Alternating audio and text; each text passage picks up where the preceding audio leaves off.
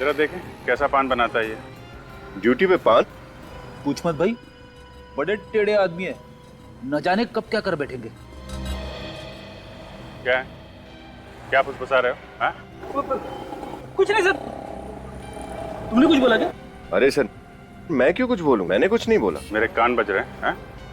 चलो। अरे सुनो, इसे पहचानते हो? ये कौन है साहब? ये कल दोपहर को यहाँ पे आया था, 1-1:30 बजे के बीच में। हाँ, अब कुछ कुछ याद आ रहा है साहब। याद आ रहा? हाँ? इसके हाथ में एक बैग था। बैग? देखो, अभी प्यार से पूछ रहे हैं, जल्दी से याद आ जाए तो अच्छा है, वरना बहुत भारी पड़ेगा। हाँ साहब, एक बैग था साहब। था ना? क्या क्या किया उसने बैग का? लगता है साहब उस आदमी का दिमाग खराब था, जाते समय खाली हाथ चला गया। अच्छा, ऐसा तो हुआ नहीं होगा कि वो आदमी वहाँ बैग छोड़कर गया और तुमने जाकर देखा ना हो उसमें क्या है। माफ करना, आपने मुझे रंगे हाथों पकड़ लिया साहब। जी देखा ना जाके वहाँ पे? जी साहब, मगर इससे पहले कि मैं यहाँ से जाता एक मेम साहब आई और वो बैग लेके चली गई। मेम साहब? देखने में कैसी थी? देखने में तो मेम साहब ही थी। अरे यार, चेहरा तो देखा होगा ना उसका? नहीं साहब, चेहरा कहाँ देखा, वो मेरी निगाह तो बैग पे ही थी ना। नहीं देखा? अच्छा, ले चलो इसे, ब्यूरो ले चलो। अरे नहीं साहब, उसका कद 5.5 फीट के आसपास में था, रंग गोरा और लंबे बाल। बाकी शक्ल के बारे में मत पूछो साहब, शक्ल मैंने ठीक से देखी नहीं। सच कह रहा हूँ साहब, सच कह रहा हूँ। सर, सुधांशु की बीवी और साली 5.5 फीट से कम है, तो ये शायद कोई और ही होगी। इसका मतलब है इस गुनाह में एक लड़की भी शामिल है। हम अंकुश से मिलना चाहते हैं। आप लोगों ने आने में बहुत देर कर दी। 5 दिन पहले उनकी मौत हो गई है। मौत? I am sorry. कैसे हुई मौत? आग में जलकर। ये आग कहाँ लगी थी? उनके ऑफिस में। संभालिए अपने आप को। जिस चीज से वो जिंदगी भर डरते थे, उसी चीज ने उनकी जिंदगी छीन ली। मतलब ये अंकुश आग से डरता था? जी हाँ, उन्हें आग का फोबिया था।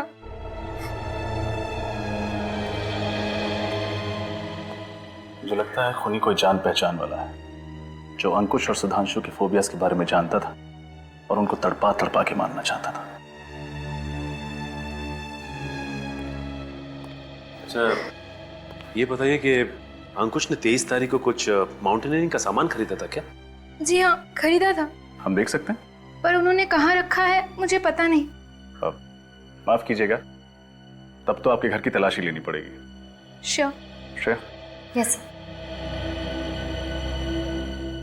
अरे सुधांशु, ये फोटो में सुधांशु है ना? जी हाँ, ये सुधांशु है, अंकुश के business partner. Business partner?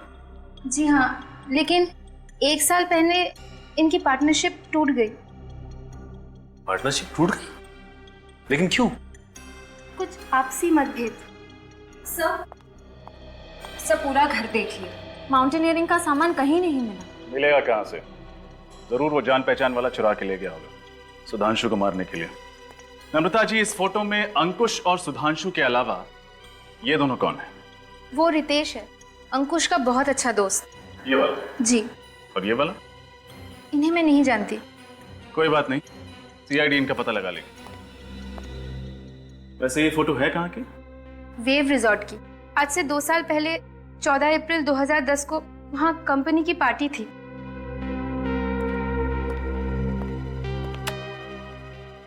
Wave resort, 14 अप्रैल 2010। सर, ये रही फायर डिपार्टमेंट की रिपोर्ट। इसमें साफ साफ लिखा है अंकुश के ऑफिस में जो आग लगी थी वो पेट्रोल की वजह से ही थी। ओह, मतलब आग लगी नहीं, लगाई गई।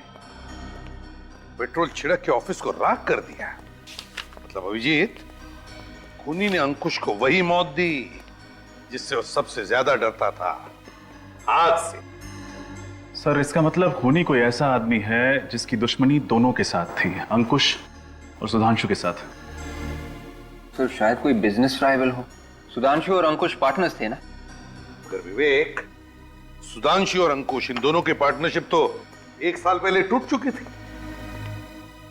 चौथे आदमी के बारे में कुछ पता चला क्या? सर दया लगा हुआ है। और रितेश रितेश के बारे में? सर उसके घर पर ताला है और फोन भी बंद है। सर ये है अंकुश का बैंक स्टेटमेंट।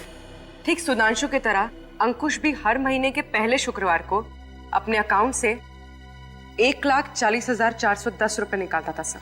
हाँ? सुधांशु की तरह अंकुश भी? हाँ सर।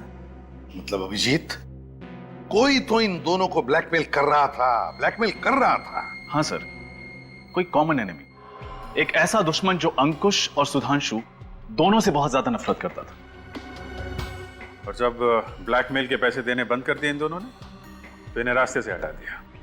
मगर अभिजीत एक बात खटक रही है, वो रकम, ये ऑड अमाउंट। अभिजीत, अगर वो ब्लैकमेलर चाहता तो उनसे 1 लाख, 1.5 लाख या 2 लाख लेता। यही अमाउंट क्यों, ये ऑड अमाउंट 1,40,410, यही रकम क्यों? ओह, तो ये बात है। क्या बात है सर? सर, लगता है इस रकम का राज समझ में आ गया है। ये देखिए, 14,410। तो इस खेल का राज समझ में आ गया अभिजीत। मतलब सर ये एक तारीख है, 14 अप्रैल 2010। करेक्ट विवेक, ये तारीख हमें अंकुश की बीवी नम्रता ने बताई थी। इसी तारीख पर ये फोटो खींची गई थी, उस रिसोर्ट में, एक पार्टी में। मतलब अभिजीत, इस सुधांशु और अंकुश की मौत का राज 2 साल पुरानी पार्टी में दफन है। 14/4/2010।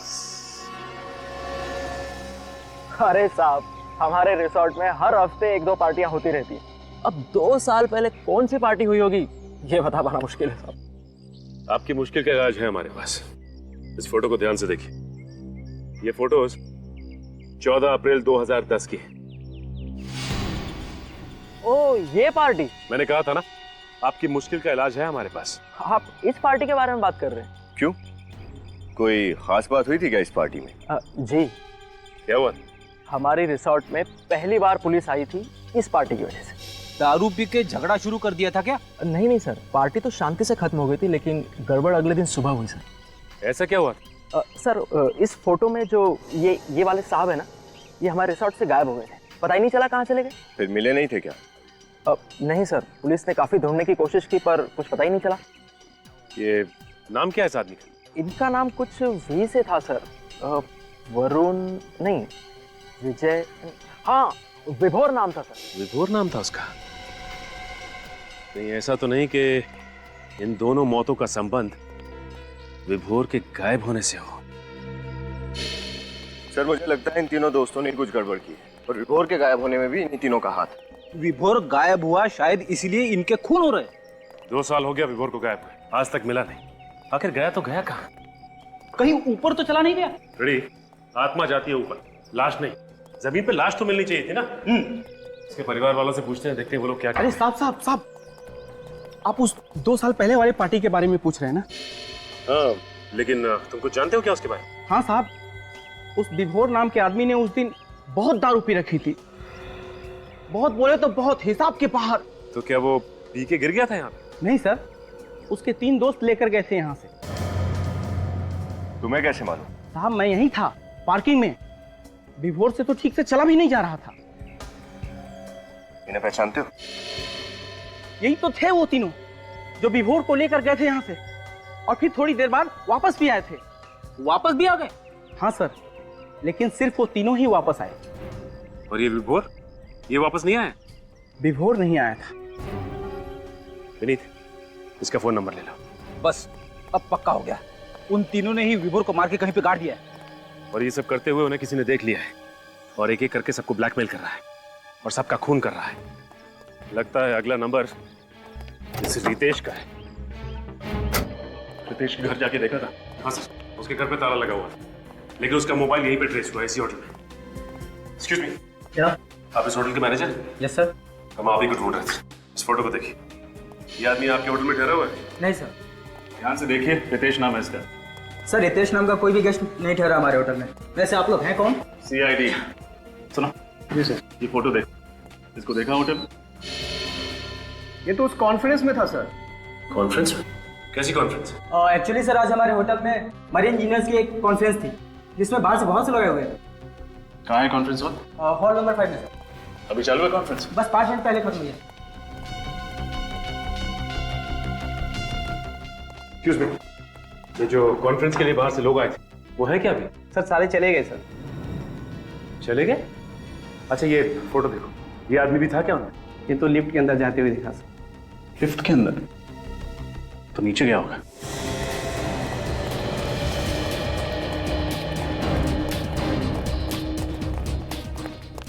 अरे भाई साहब! क्या हुआ? पीछे हटिए, क्या हुआ? सर लिफ्ट बंद पड़ी हुई है, अंदर आदमी अटका हुआ है। अंदर आदमी अटका है? हाँ। और ये आदमी अंदर है। पीछे हटिए, सचिन।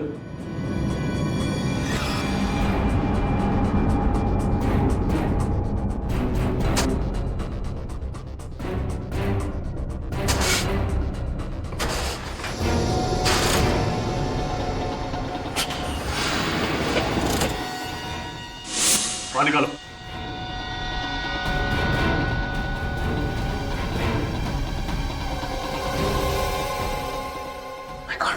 रितेश, रितेश, सांस तो चल रही है। प्रदीप, एम्बुलेंस को फोन करो जल्दी। डॉक्टर साहब, अब तबीयत कैसी रितेश की? डोंट वरी, अब कोई खतरे की बात नहीं। ये तो अच्छा हुआ कि आप लोग उसे सही वक्त पर हॉस्पिटल लेके आए, वरना उसका बचना बहुत ही मुश्किल हो जाता। लेकिन डॉक्टर साहब एक बात समझ में नहीं आई, सिर्फ लिफ्ट में बंद होने की वजह से उसकी तबीयत इतनी बिगड़ गई? वो बात नहीं है, हमें उनके खून से जहर भी मिला है। जहर? कैसा जहर? अब ये तो कोई फॉरेंसिक एक्सपर्ट ही बता सकता है, पर लगता है कि बहुत ही स्लो पॉइजन था। अगर कोई जल्दी असर करने वाला जहर होता ना, तो रितेश शायद अभी जिंदा नहीं होते। सर शायद ये वही स्लो पॉइजन होगा, इथेन सैंडल ट्राइऑक्साइड जो सुधांशु की बॉडी में मिला था। मुझे भी यही लगता है। अच्छा डॉक्टर साहब, हम रितेश से मिल सकते हैं? Sure, please.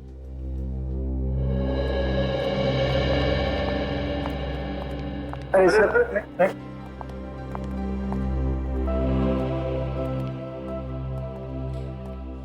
आप लोग सही वक्त पर मुझे यहाँ नहीं लेकर आते, मेरा तो टिकट ही कट गया था, वो भी बिल्कुल फ्री में। नहीं, फ्री में नहीं, पूरे 1,40,410 रुपए में। 1,40,410? ये क्या सर? देखो रितेश, अब सच पे पर्दा डालने से कोई फायदा नहीं। हमने तुम्हारे बैंक अकाउंट के डिटेल चेक किए हैं। तुम हर महीने के पहले शुक्रवार को 1,40,410 किसे देते थे? मैं? किसे? उसी को जिसे सुधांशु और अंकुश भी पैसे देते थे और जिसने उन दोनों का खून कर दिया, और तुम्हारे ऊपर भी तो हमला किया। मुझ पर किसने हमला किया मैं नहीं जानता, मैंने तो उसका चेहरा भी नहीं देखा। कमाल है, उस आदमी ने तुम्हें जहर दिया, तुम्हें लिफ्ट में बंद किया, और तुम कह रहे हो कि तुम उसका चेहरा देख नहीं पाए? हाँ? जहर का तो मुझे पता नहीं सर, मैं होटल से बाहर जा रहा था, अचानक पीछे से किसी ने मुझे धक्का दिया और मुझे लिफ्ट में बंद करके चला गया। ये सब इतना जल्दी हुआ, मुझे उसका चेहरा देखने का वक्त ही नहीं मिला। अच्छा, उसने तुम्हें लिफ्ट में ही क्यों बंद किया? तुम्हें लिफ्ट का कोई फोबिया है क्या? लिफ्ट ही नहीं सर, मुझे हर बंद कमरे से डर लगता है, मुझे क्लस्ट्रोफोबिया है। देखा सर आपने, खून ही सबको दर्द भरी मौत देना चाहता है। उसने सुधांशु को ऊपर लटका दिया क्योंकि इसे वर्टिगो था, और उसने अंकुश को जला के मारा क्योंकि इसे पायरोफोबिया था, और इसे लिफ्ट में बंद कर दिया क्योंकि इसे क्लस्ट्रोफोबिया है। मतलब ये आदमी को इनके जान पहचान का ही है, जिसे मालूम था कि किसे किस चीज से डर है। रितेश, कोई नाम आता है तुम्हारे दिमाग में?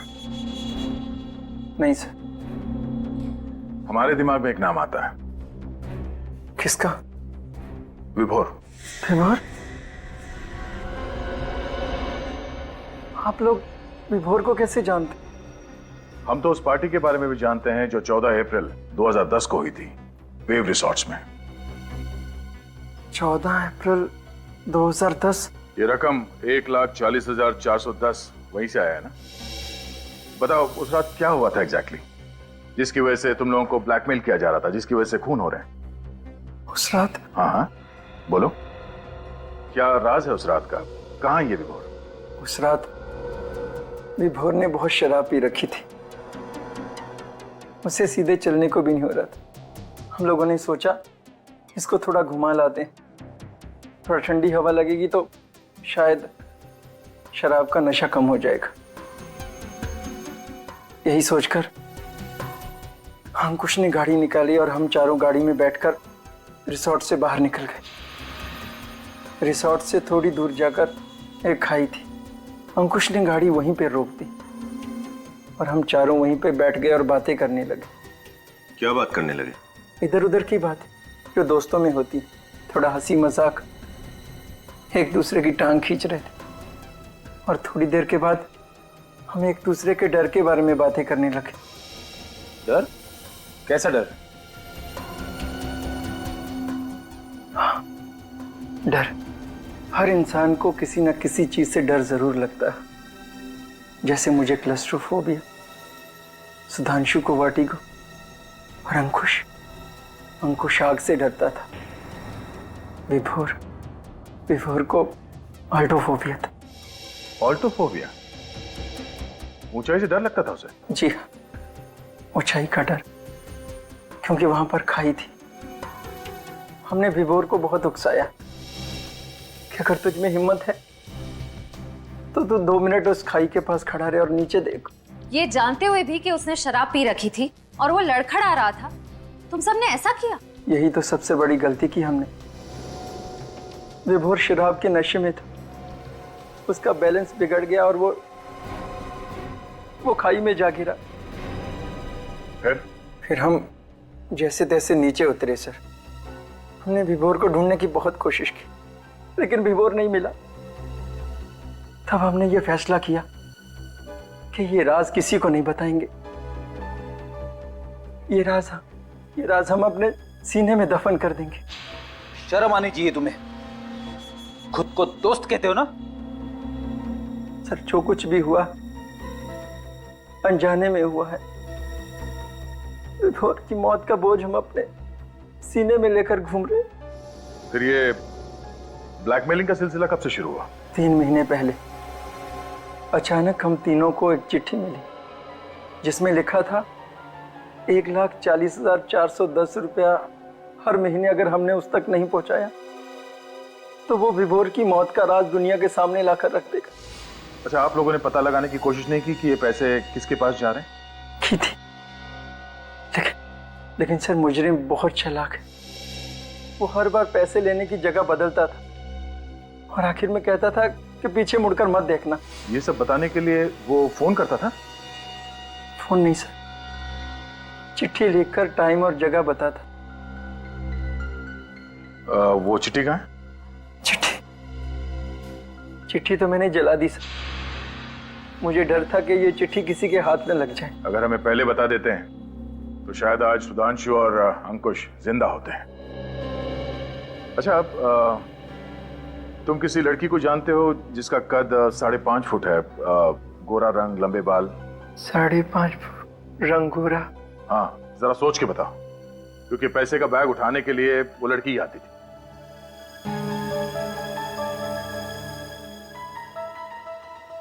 ओह माय गॉड, कहीं ये मनीषा तो नहीं? मनीषा? ये मनीषा कौन है? विभोर की पत्नी। विभोर की पत्नी? कहीं वही तो नहीं कर रही है सब अपने पति की मौत का बदला लेने के लिए? हाँ? इस विभोर का एड्रेस बताओ।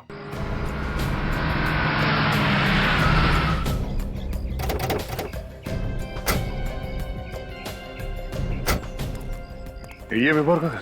हाँ सर, विभोर घर गई। सर, जरूर इस सबके पीछे मनीषा का ही हाथ होगा। ब्लैकमेल करके वो अमीर भी बन गई और खून करके अपने पति की मौत का बदला भी ले लिया।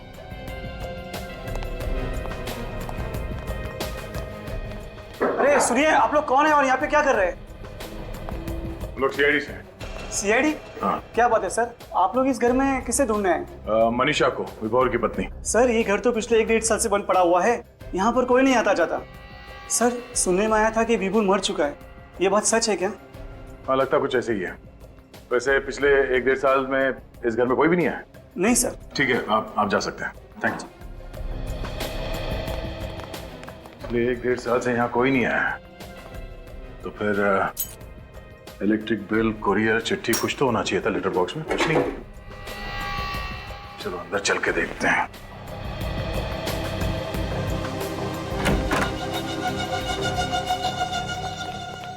निखिल, जरा देखो लाइट की स्विच कहाँ है?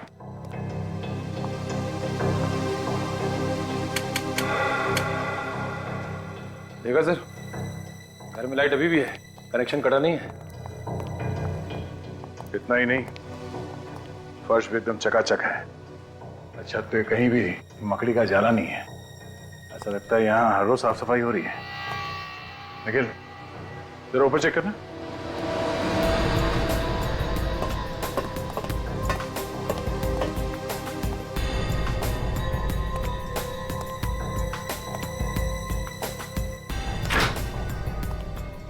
सर ये देखिए, फ्रिज में रखा हुआ सामान भी ताजा है।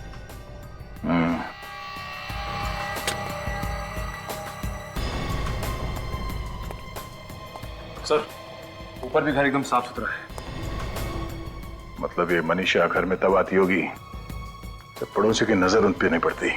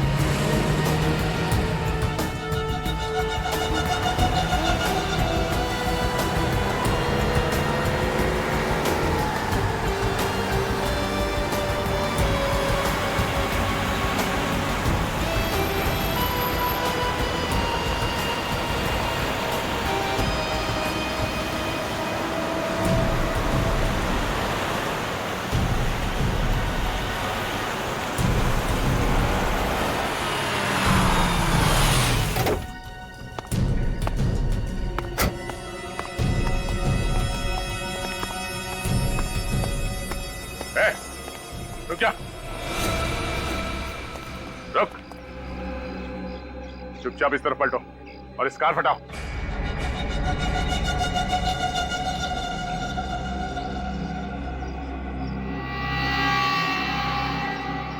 कार हटाओ।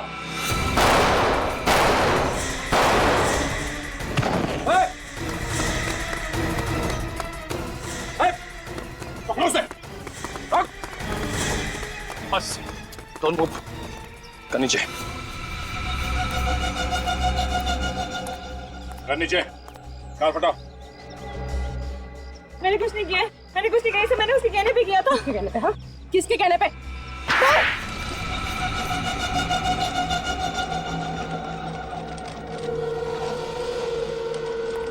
आइए आइए मिस्टर विभोर। स्वर्गलोक से नीचे धरती में आने में कोई दिक्कत तो नहीं हुई आपको? आप मेरा मजाक उड़ा रहे हैं? मजाक? मजाक तो आपने किया अपने दोस्तों के साथ।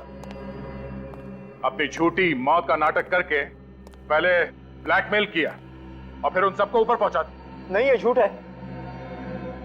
हाँ, मैंने उन्हें ब्लैकमेल जरूर किया था, लेकिन मैंने किसी का खून नहीं किया है। क्यों कर रहे थे तुम ब्लैकमेल? क्योंकि मुझे उन्हें सजा दिलानी थी। मेरे साथ जो अन्याय हुआ उसका बदला चाहता था मैं। क्या बात है, बड़ी अच्छी सजा है। उनसे लाखों रुपए ऐंठ के तुम्हें इंसाफ मिल गया। मेरी हालत देख रहे हैं ना आप, चल फिर भी नहीं सकता। नर्क से बदतर जिंदगी बना दी उन लोगों ने मेरी। इसके बदले में थोड़े पैसे मिल गए तो क्या गलत किया? इसी बदले की आग को मिटाने के लिए तुमने अंकुश को आग में जला दिया और सुधांशु को लटका दिया। हा? मैं उन्हें क्यों मारूंगा? उनकी मौत की वजह से तो मुझे पैसे मिलने बंद हो गए। और इस हालत में ऐसा कर भी कैसे सकते हैं? अच्छा, तो कौन है वो आप लोगों का चाहने वाला जो आप लोगों के लिए इन तीनों से बदला ले रहा है? हा? एक बात बताओ, उस 14 अप्रैल 2010 को एग्जैक्टली हुआ क्या था वहां पे? सोच समझ के बताना। उस रात मैंने कुछ ज्यादा ही शराब पी ली थी। ठीक से चल भी नहीं पा रहा था मैं। तभी सुधांशु, रितेश और अंकुश ने मुझे कार में बिठाया और मुझे खाई के पास ले गए। उन्हें अच्छी तरह मालूम था कि मुझे ऊंचाई से डर लगता है। मेरा यही डर दूर करने के लिए उन्होंने मुझे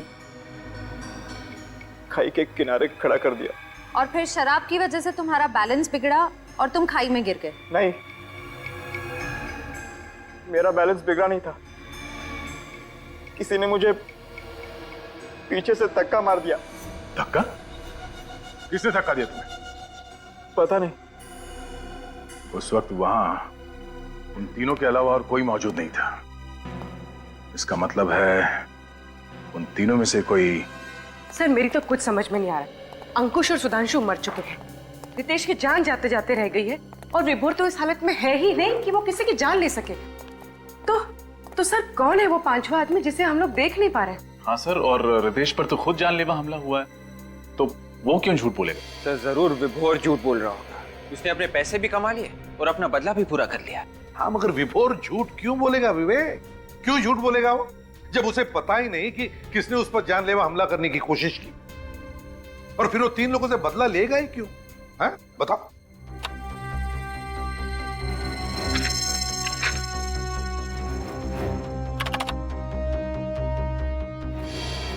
ये रितेश उस दिन होटल में कोई कॉन्फ्रेंस अटेंड करने गया था ना? Yes sir.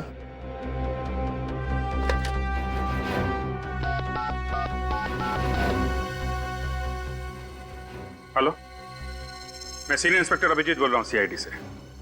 जी, रितेश आपके होटल में जो कॉन्फ्रेंस अटेंड करने आया था। रितेश, अरे वो जो लिफ्ट में अटक गया था। हाँ जी, हाँ तो वो जो कॉन्फ्रेंस अटेंड करने आया था, आपको मालूम है कौन सी कॉन्फ्रेंस थी, किसकी थी?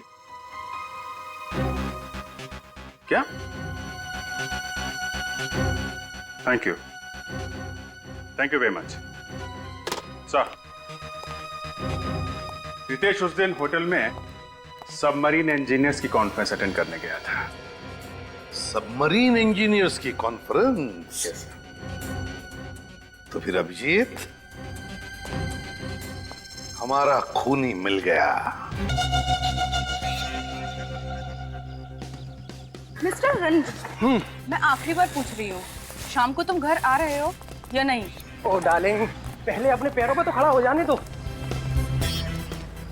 मिस्टर रणविजय, अगर शाम को तुम घर नहीं आए और मेरे डैड ने मेरी शादी किसी और से तय कर दी ना, तो तुम सोचना मैं तुम्हारी वो हालत करूंगी कि तुम पैर पे खड़े होने लायक तो दूर, जॉगिंग करने लायक भी नहीं रहोगे।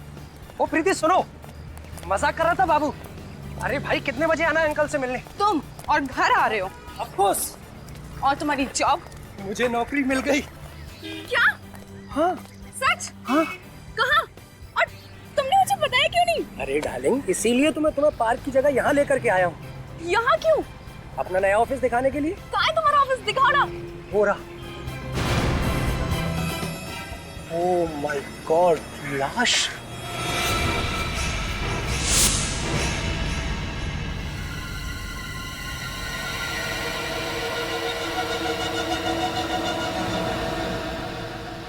सर, हो सकता है इस आदमी ने आत्महत्या की हो। अगर इसे लटक के मरना होता तो अपने घर पे भी लटक के मर सकता था। ऐसे दो ऊंची बिल्डिंग के बीच में लटकना लॉजिकल लगता है मुझे। लेकिन सर, अगर ये खून है तो खूनी को लाश को किसी सुनसान जगह में काट देनी चाहिए। क्यों इस तरह शहर के बीचों बीच लाश की नुमाइश क्यों करता? श्रेया, लाश छुपाना खूनी का मकसद नहीं होता। अलग अलग खूनियों के दिमाग में अलग अलग किस्म के फितर होते हैं। संभाल के।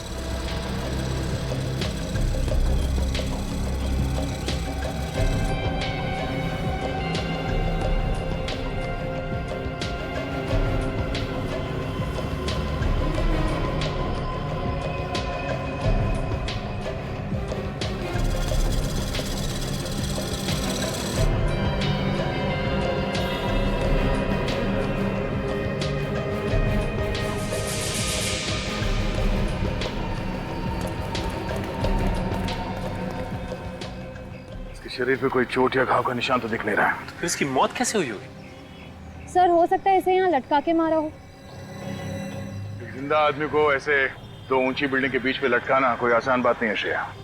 आदमी चीखेगा, चिल्लाएगा, अपने आप को बचाने की कोशिश तो करेगा। तो इसका मतलब इसकी मौत पहले ही हो चुकी होगी जब खूनी ने इसकी लाश को ऊपर टांगा होगा। हो सकता निखिल, एक आदमी को ऐसे लटकाना किसी अकेले आदमी के बस की बात नहीं है। 2-3 लोग होंगे साथ में। हाँ सर, एक लाश को यहाँ से वहां तक लेके जाना और उसे लटकाना, ये सब करने में किसी ना किसी ने तो देखा ही होगा उन्हें। सर, जेब बिल्कुल खाली है, मोबाइल पर्स कुछ नहीं है। इस आदमी ने महंगी घड़ी पहनी हुई है, मतलब ये खून लूटने के इरादे से नहीं हुआ है। श्रेया, निखिल, इस बिल्डिंग के टेरेस पे जाके देखो, खूनी ने कोई ना कोई सुराग तो जरूर छोड़ा होगा इस बिल्डिंग के छत पे।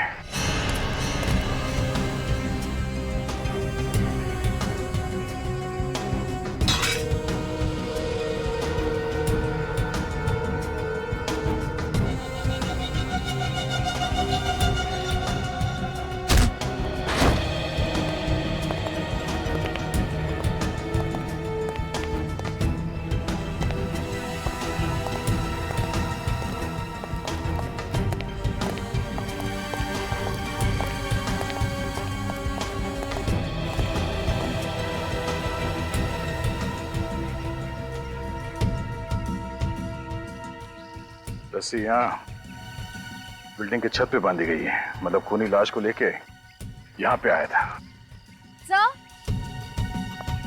सर, सामने की टेरेस से ये लोहे का एंकर मिला। एंकर? ओ, मतलब खूनी ने इस एंकर को रोप गन से उस बिल्डिंग के छत पे फेंका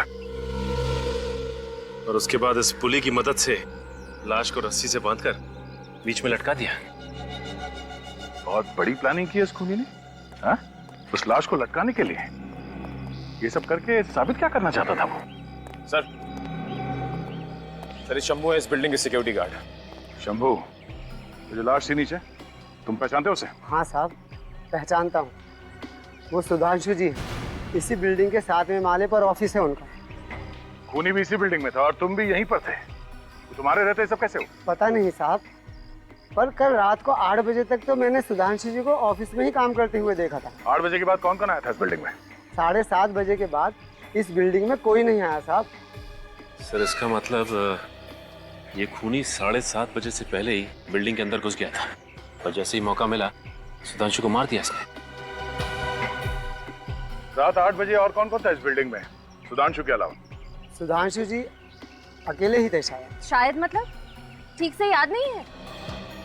वो ऐसा है ना मैडम, हमारी ड्यूटी तो बिल्डिंग के गेट पर रहती है और इस बिल्डिंग में बहुत सारे ऑफिस हैं, तो अब सब जगह तो ध्यान नहीं रखा जा सकता ना। छत तो एक ही है ना, तो तुम्हारे रहते वो खूनी इस बिल्डिंग की छत पे आया कैसे? सोसाइटी वालों ने सभी ऑफिस वालों को एक एक चाबी दे रखी है, तो उसी ऑफिस की चाबी से छत का दरवाजा खोला गया होगा साहब। कल रात 8 बजे के बाद तुमने किसी के चीखने चिल्लाने की आवाज सुनी थी इस बिल्डिंग में? नहीं साहब, कोई आवाज नहीं सुनी। जब देर रात तक सुधांशु ऑफिस से नीचे नहीं आया तो तुमने ऊपर जाके चेक नहीं किया? साहब, सुधांशु साहब रोज देर रात तक ऑफिस में काम किया करते थे, तो हमने सोचा कि आज भी वो नाइट ड्यूटी कर रहे होंगे। लगता है ये खूनी सुधांशु के कोई आसपास वाला ही है, क्योंकि अच्छी तरह से जानता था कि सुधांशु को कब और कहां मारना है।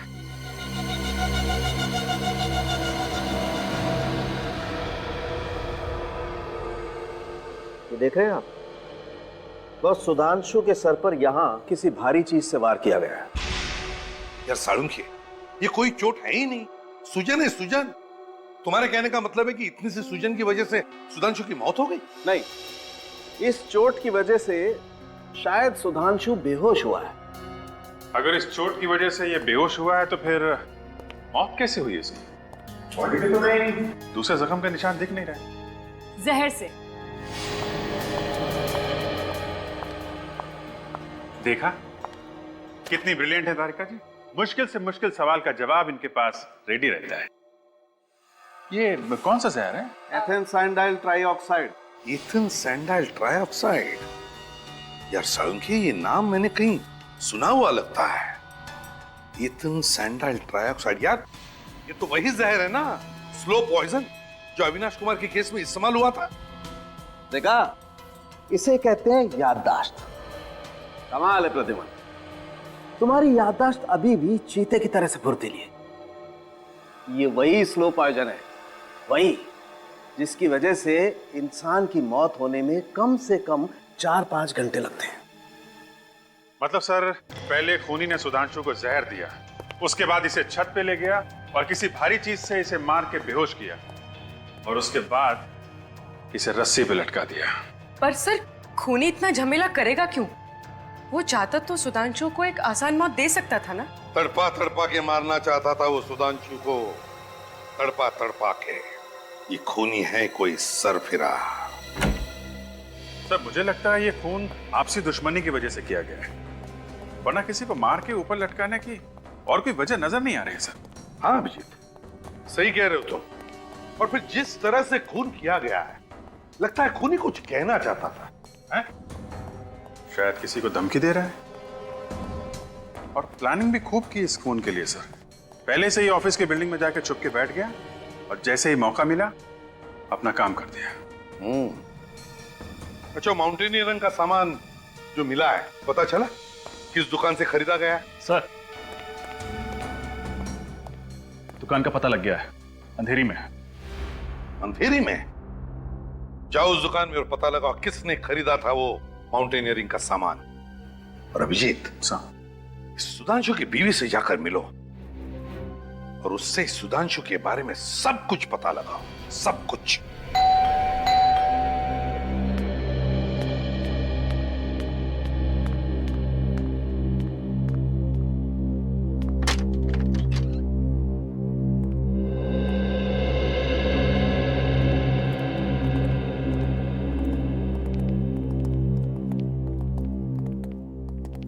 माफ कीजिएगा, हम आपकी हालत समझते हैं, लेकिन सुधांशु के खूनी तक पहुंचने के लिए हमें आपसे कुछ सवाल पूछने पड़ेंगे। जी पूछिए दीदी।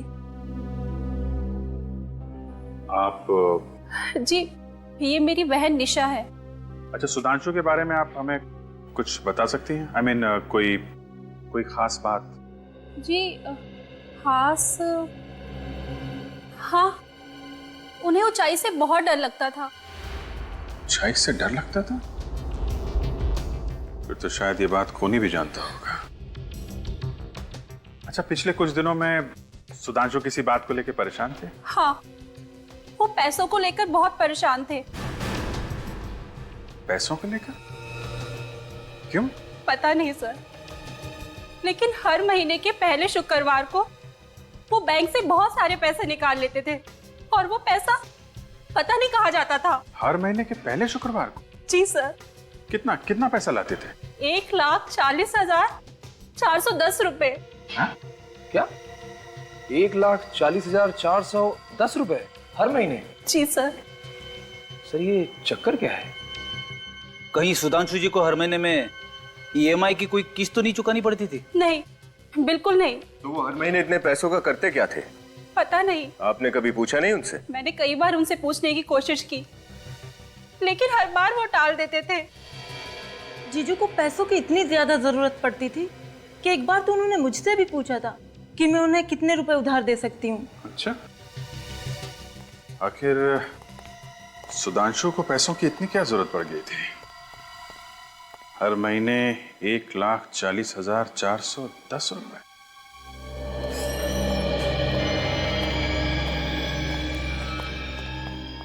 Good morning sir. Good morning. क्या देखेंगे सर आप?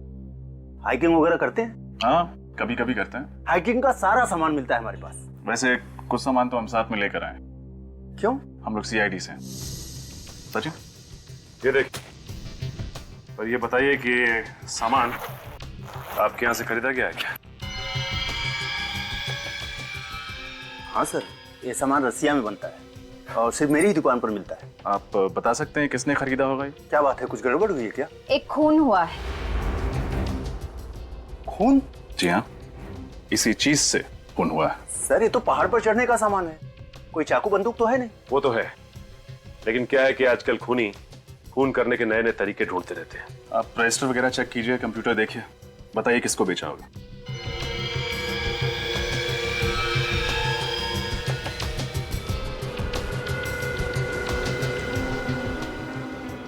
इस सामान पर जो बैच नंबर का स्टिकर होता है वो हटा दिया गया है।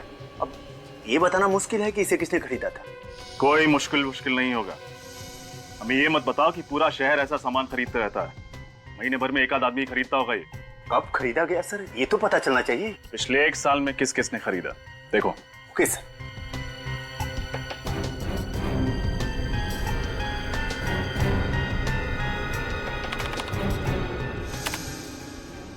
मिल गया सर, 10 लोगों ने। देखा, सिर्फ 10 लोगों ने। सर 10 लोगों का नाम पता नंबर तो मिल ही सकता है। शुरू हो जाओ। कल सुधांशु अपने ऑफिस से थोड़ी देर के लिए बाहर गए थे। हाँ, कल दोपहर को। और सर जब कल निकले ऑफिस से तो उनके पास एक बैग था, पर जब वापस आए तो वो बैग उनके पास नहीं था। सर जरूर उसके बैग में वही पैसे होंगे। हो सकता है। अच्छा, ये कितने बजे गए? दोपहर के 1:30 बजे। 1:30 बजे। और कितने बजे वापस आए थे? जल्दी आ गए थे, 1:45 के आसपास। 1:45 बजे? मतलब 15 मिनट के अंदर वापस भी आ गए? मतलब सर ये सुधांशु कहीं आसपास ही गया होगा। हाँ सर, पैदल ही गए थे, ज्यादा दूर नहीं गए होंगे। पैदल गए थे? अच्छा। तो जब ये वापस आए थे तो कैसे दिख रहे थे? I mean, उनका बर्ताव कैसा था? उनका बर्ताव तो वैसा ही था, पर उनके कपड़े। कपड़े? क्या हुआ था कपड़ों में? उनके कपड़ों पर सीमेंट लगा हुआ था। सीमेंट लगा हुआ था? जी हाँ, सीमेंट। और उनके कोट पर पेंट के निशान भी थे। पेंट के निशान? हाँ, हल्का सा पीला रंग का था। अच्छा, thank you very much. Cement और पेंट के निशान, इसका मतलब सुधांशु किसी ऐसी जगह गया था जहाँ पे कंस्ट्रक्शन का काम चल रहा है और पेंटिंग का। चलो जरा ऑफिस के आसपास चेक करते हैं। मिस्टर राजीव, 15 तारीख को आपने एमएन एंड माउंटेनियरिंग से कुछ सामान खरीदा था क्या? हाँ, तो वो सामान मैं देख सकता हूँ? पर किस लिए? मैं सीआईडी से।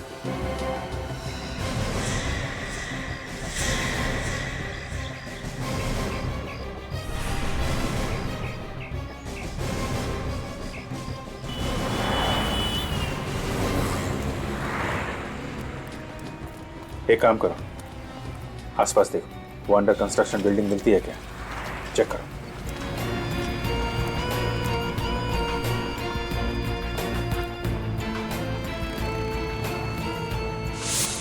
आप रेडी? बैठ तो नहीं गया? अरे नहीं सर, यहाँ कहाँ बैठने की जगह है, बस वो अंडर कंस्ट्रक्शन बिल्डिंग मिल जाए वहीं पे बैठूंगा। हाँ, तुम्हारा क्या हाल है? अच्छा, हाँ रुको, आता हूँ। अच्छा, तो ये है अंडर कंस्ट्रक्शन बिल्डिंग। यहाँ पे पैसों का बैग लेके आया था सुधांशु। लगता तो ऐसा ही है सर।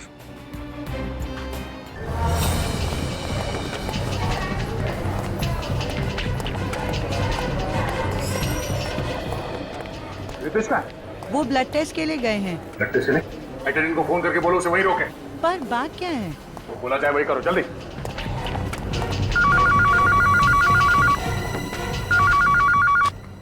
हेलो हेलो, हाँ सुनीता, क्या हुआ? सर वो सीआईडी वाले आए हैं, बोल रहे हैं रितेश को कहीं जाने मत देना। रितेश तो मेरे सामने ही बैठा है, वो कहाँ जाएगा?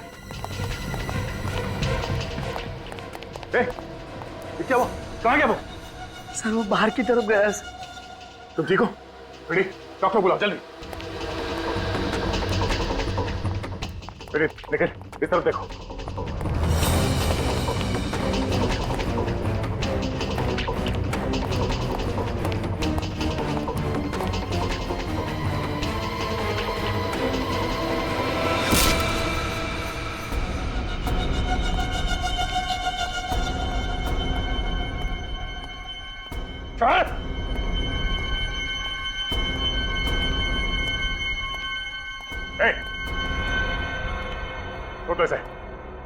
छोड़ दे से, वरना अच्छा नहीं होगा।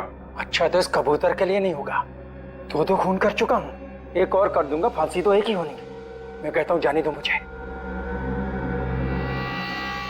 ठीक है, तुम चले जाओ, निखिल को खुश नहीं होना चाहिए। अब है ना लाइन पर, कर नीचे करो। नहीं दे रहे, कर नीचे करो।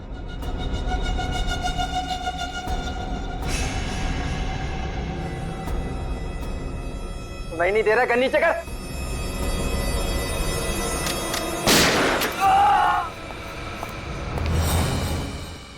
दो खून करके सीआईडी से पंगा लेगा तू?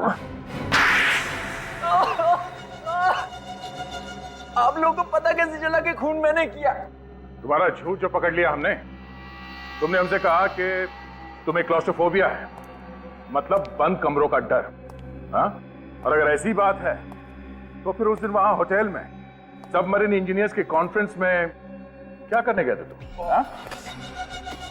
इतनी प्लानिंग की छोटी से छोटी बात का ख्याल रखा, फिर ये गलती कैसे हो गई?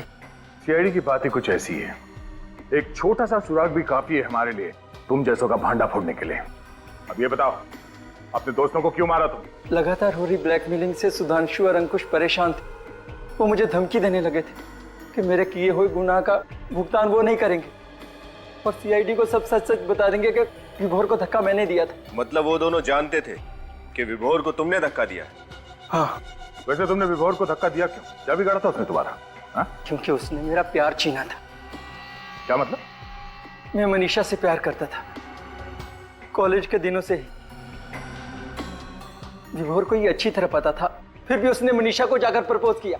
और मनीषा ने विभोर का ये शादी का प्रपोजल स्वीकार करके उसे शादी कर ली? हाँ? हाँ, उसी दिन मैंने तय कर लिया था कि विभोर को इसकी भारी कीमत चुकानी पड़ेगी। कीमत विभोर नहीं, तुम चुकाओगे, सलाखों के पीछे फांसी का इंतजार करते हुए, क्योंकि विभोर अभी जिंदा है।